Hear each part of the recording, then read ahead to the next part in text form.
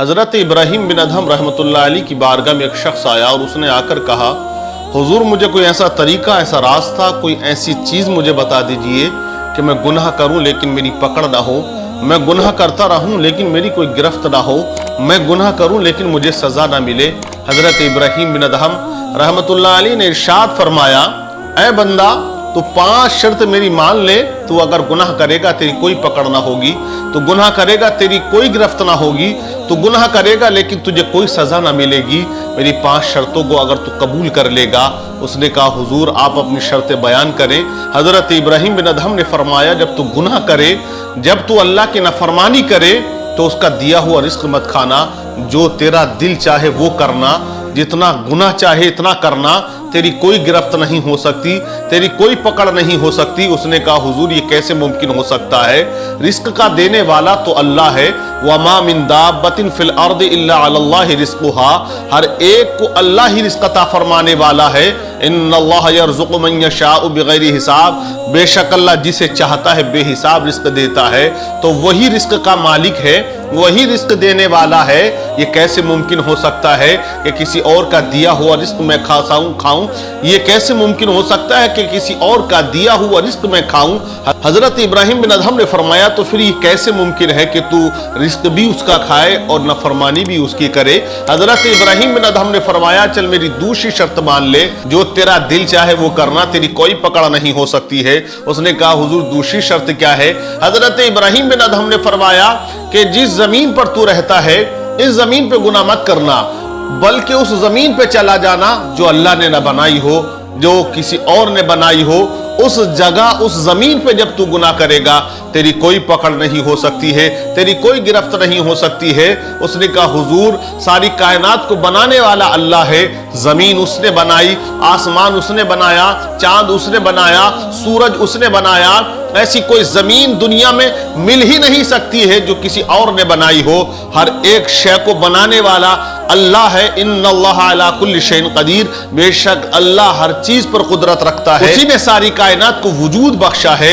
حضرت ابراہیم بن ادہم نے فرمایا کہ اس کا دیا ہوا رزق بھی کھائے اور اس کی بنائی ہوئی زمین پر بھی رہے، اس کے بعد تو گناہ کرے، یہ کیسے ممکن ہو سکتا ہے کہ تو سزا سے بچ جائے؟ پھر حضرت ابراہیم بن ادہم نے فرمایا، چل تیسری شرط مان لے، جب تو گناہ کرے تو ایسی جگہ چھپ کر گناہ کرنا جہاں تیرا رب تجھے دیکھ نہ رہا ہو، جہاں تیرا بنانے والا تجھے دیکھ نہ رہا ہو۔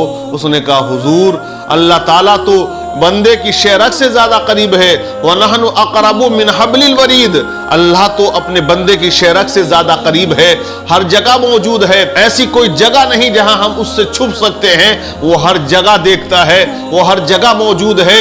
حضرت ابراہیم بن ادہم نے فرمایا، اے بندہ غافل، اس کا دیا ہوا رزق بھی کھائے، اس کی بنائی ہوئی زمین پر بھی رہے، اور اسی کے سامنے تو گناہ بھی کرے تو سزا سے نہیں بچ سکتا ہے۔ یہ کیسے ممکن ہو سکتا ہے تو سزا سے بچے؟ پھر آپ نے فرمایا، چل میری چوتھی شرط مان لے، جب تیری روح نکالنے والا فرشتہ آئے اور وہ تیری روح کو قبض کرنے لگے تو اس سے کہنا ہے، فرشتے ٹھہر جا، اے فرشتے رک جا، اے فرشتے ٹھہر، میں ذرا توبہ کر لوں، پہلے میں توبہ کر لوں، اس کے بعد تو میری روح کو قبض کر لینا۔ تو اس نے کہا، حضور وہ فرشتہ کہاں ہمیں مہلت دیتا ہے، وہ فرشتہ ہمیں کہاں اتنا وقت دیتا ہے؟ جب موت کا فرشتہ آتا ہے تو وقت مقررہ پر وہ روح کو قبض کرتا ہے اور روح کو نکال کر لے جاتا ہے، وہ بالکل کسی کی سنتا نہیں ہے۔ آپ نے فرمایا، اے غافل انسان، کہ اللہ کا دیا ہوا رزق بھی کھائے اور اس کی بنائی ہوئی زمین پر بھی رہے اور اسی کی نگاہوں کے سامنے تو گناہ بھی کرے، اس کی نافرمانی بھی کرے، جب موت کا فرشتہ آئے وہ تیری ایک نہیں سنے گا تو تجھے کم مناسب ہے تو گناہ کرے، اس کی نافرمانی مت کر بلکہ اس کی فرما برداری کر کے اپنی زندگی گزار دے۔ آپ نے فرمایا، چل 5ویں شرط مان لے کہ جب قیامت کا دن ہوگا اور فرشتے تجھے جہنم کی طرف لے کر جائیں گے تو تو ان سے منع کر دینا کہ میں جہنم میں نہیں جاؤں گا، میں جہنم میں نہیں جاؤں گا، اے فرشتوں مجھے جہنم میں لے کر مت جائیے۔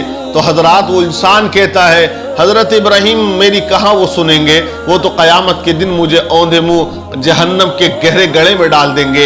हजरत इब्राहिम बिन अदहम रहमतुल्लाह अलैह ने फिर उसको नसीहत करते हुए इरशाद फरमाया, ऐ बंदे गाफिल, इससे पहले मौत का फरिश्ता आए और क़यामत में तेरी कोई एक ना सुनेगा, इसलिए तू अपने रब की नाफरमानी मत कर, बल्कि अपने रब की फर्मा बरदारी में लग जा। इंसान हजरत इब्राहिम बिन अदहम रहमतुल्लाह अलैह के कदमों में गिरा, सच्चे दिल से गुनाहों से तौबा कर लेता है। कहा, हुजूर आज के बाद कभी कोई खता ना करूंगा, आज के बाद कोई गुनाह ना करूंगा, आज के बाद अपने रब की नाफरमानी ना करूंगा। वो नसीहतें सिर्फ उसके लिए ना थी, बल्कि हर मुसलमान, हर मोमिन मर्द के लिए हजरत इब्राहिम बिन अदहम की वो नसीहतें आज भी सुनहरे लफ्जों में लिखी हुई है, क्योंकि हम अल्लाह का दिया हुआ रिस्क खाते हैं, उसकी बनाई हुई जमीन पर रहते हैं और उसकी निगाहों के सामने हम गुनाह करते हैं, उसकी नाफरमानियां हम किया करते हैं। तो ऐ मुसलमानों, ये रब का हम पर फजलो करम है, वो हमसे मोहब्बत करता है, वो अपने बंदे को इतना अता फरमा दिया करता है। अब मैं आपको बताऊं कि तुम देखिए